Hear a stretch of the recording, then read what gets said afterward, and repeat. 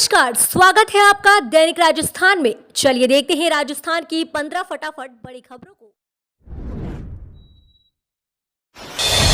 33 साल से कांग्रेस हार रही आसींद सीट। आसींद हुरडा विधानसभा क्षेत्र में भाजपा के जीतने की प्रबल संभावनाएं दिखाई दे रही हैं। आसींद हुरडा विधानसभा क्षेत्र में भाजपा से 10 से 12 उम्मीदवारों द्वारा दावेदारी जताई जा रही है। वहीं कांग्रेस पार्टी से 8 से 9 उम्मीदवारों द्वारा दावेदारी की जा रही है, जबकि आरएलपी से चुनाव लड़े मनसुख गुर्जर भी चुनावी मैदान में ताल ठोक सकते हैं, जिन्होंने पिछले विधानसभा में बड़ी तादाद में गुर्जर और जाट समाज के वोट लिए थे।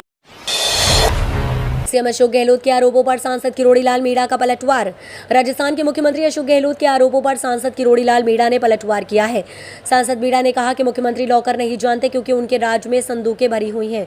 मुख्यमंत्री के महाफकीर के ढोंग की कलाई कुछ दिनों में खुलने वाली है। गौरतलब है कि मुख्यमंत्री अशोक गहलोत ने नई दिल्ली में एआईसीसी में प्रेस कॉन्फ्रेंस के दौरान सीबीआई और ईडी की कार्यवाही पर सवाल उठाए थे। वहीं सांसद किरोड़ी लाल मीणा की ईडी से मिलीभगत का आरोप लगाया था।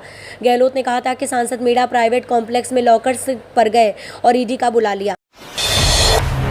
नहीं कटेंगे सचिन पायलट समर्थकों की टिकट। अशोक गहलोत बोले, मैंने नहीं किया ऑब्जेक्शन।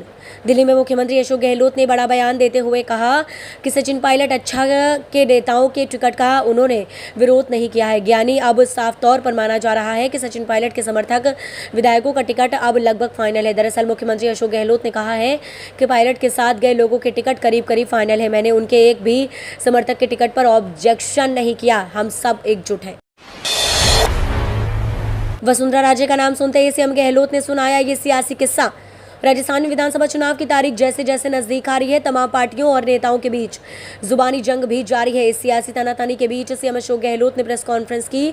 इस दौरान उन्होंने कहा कि ये उनकी पार्टी का मामला है, मेरे कारण उनको सजा नहीं मिलनी चाहिए। इसके बाद उन्होंने एक सियासी किस्सा सुनाया। बता दें कि इस दौरान उन्होंने केंद्र सरकार पर भी तंज कसा। अजमेर में नड्डा ने कांग्रेस पर लगाया दोगलेपन का आरोप। कहा 50 लाख युवाओं के साथ होगा अन्याय।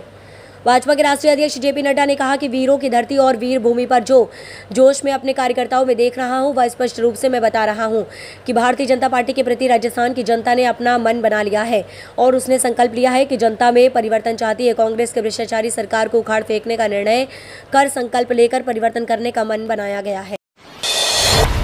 अशोक गहलोत ने फिर ठोका दावा। कहा सीएम पद ना आज मुझे छोड़ रहा है, ना आगे छोड़ेगा ही।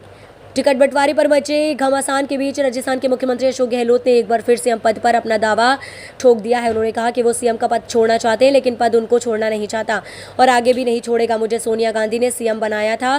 कांग्रेस में जो सीएम पद का उम्मीदवार बनता है वो कभी सीएम नहीं बनता। सोनिया गांधी ने मुझे सीएम पद का लिए चुनाव था। इसके बाद अगले चुनाव में सोनिया गांधी ने खूब कैंपेन किया। सेना में जी मेन स्कोर के जरिए बन सकते हैं ऑफिसर। अगर आप सेना में अधिकारी बनना चाहते हैं तो आपके लिए नौकरी पाने का एक अच्छा मौका है। भारतीय सेना ने 51वीं 10+2 तकनीकी प्रवेश योजना TES51 के माध्यम से सेना में स्थायी कमीशन चाहने वाले व्यक्तियों के लिए ऑनलाइन आवेदन प्रक्रिया शुरू की है। जो भी उम्मीदवार इन पदों के लिए योग्यता मानदंडों को पूरा करने चाहते हैं, वे 12 नवंबर 2023 तक इंडिया आर्मी की आधिकारिक वेबसाइट पर अपना आवेदन कर सकते हैं। कांग्रेस की पहली सूची अटकी। गहलोत के प्रयासों को लगा तगड़ा झटका। राजस्थान में विधानसभा चुनाव के लिए कांग्रेस में टिकटों का मसला एक बार फिर से उलझ गया है। हालांकि पार्टी ने एक सप्ताह पहले ही तय कर लिया था कि बुधवार को केंद्रीय चुनाव समिति की बैठक के बाद टिकटों की पहली सूची जारी कर दी जाएगी, लेकिन केंद्रीय चुनाव समिति की बैठक में स्क्रीनिंग कमेटी की ओर से भेजी गई करीब 100 सीटों पर सिंगल नाम पर सहमति बन गई पाई है। करीब 1 दर्जन सीटों पर केंद्रीय चुनाव समिति ने आपत्ति जताई है। वसुंधरा राजे के करीबी पूर्व मंत्री रोहिताश शर्मा ने ज्वाइन किए चंद्रशेखर आजाद की पार्टी। राजस्थान में वसुंधरा राजे के करीब पूर्व मंत्री रोहिताश शर्मा भीम आर्मी चीफ चंद्रशेखर आजाद रावण की पार्टी आजाद समाज पार्टी में शामिल हो गए हैं। रोहिताश शर्मा अब बानसूर कोटपुतली बहरोड जिला से आसपा के प्रत्याशी होंगे। बता दें कि शर्मा को विधानसभा चुनाव 2018 में थाना गाजी से टिकट दिया था, लेकिन हार का सामना करना पड़ा। इसके बाद पार्टी विरोधी गतिविधियों को चलते निष्कासित कर दिया गया। रोहिताश शर्मा परिवहन मंत्री रह चुके हैं। 2020 में बगावत करने वालों को भी टिकट। राजस्थान के मुख्यमंत्री अशोक गहलोत ने कह दिए हैं कि 2020 में बगावत करने वाले विधायकों को भी टिकट दिया जाएगा। ऐसे में ये माना जा रहा है कि सचिन पायलट के समर्थक विधायकों के टिकट नहीं कटेंगे। सीएम अशोक गहलोत ने कहा कि हम सब एकजुट हैं, पुरानी बातें भूल चुके हैं। पायलट के साथ जाने वाले विधायकों के टिकट भी क्लियर हो चुके हैं। सीएम अशोक गहलोत ने कहा कि मोदी सरकार चुनी हुई सरकार को गिराने का काम करती है, लेकिन राजस्थान में हमारी सरकार नहीं गिरा पाए क्योंकि हम सब एकजुट थे। सीएम गहलोत ने साफ कर दिया है कि सचिन पायलट के साथ जाने वाले विधायकों के टिकट भी क्लियर हो चुके हैं। राजस्थान में सर्दी की दस्तक, सभी शहरों में पारा 21 से नीचे। राजस्थान में इस बार दीपावली से पहले सर्दी का आगाज हो गया है। शेखावाटी में बीती रात तापमान 13 डिग्री सेल्सियस तक पहुंच गया।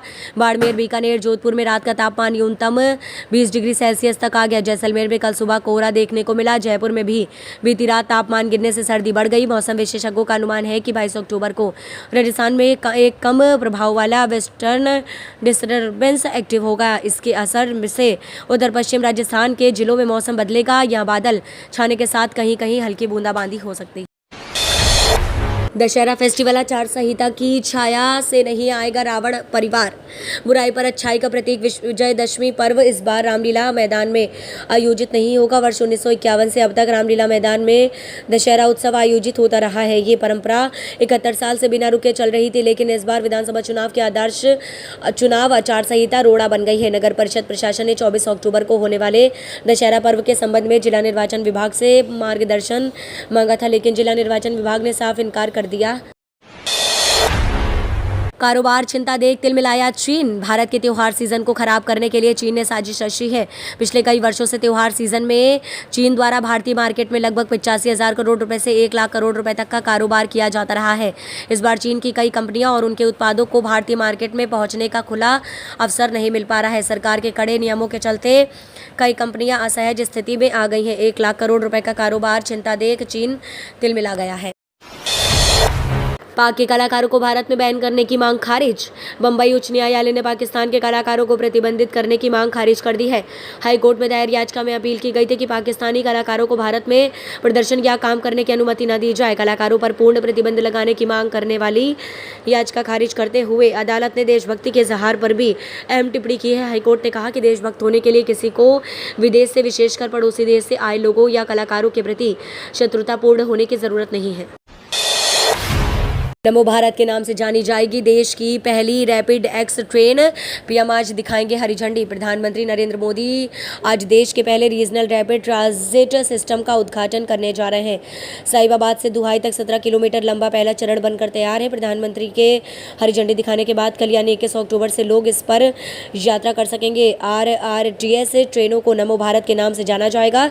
साहिबाबाद और दुहाई डिपो के बीच इस खंड में साहिबाबाद, गाजियाबाद, गुलधर, दुहाई और दुहाई डिपो को मिलाकर 5 स्टेशन है।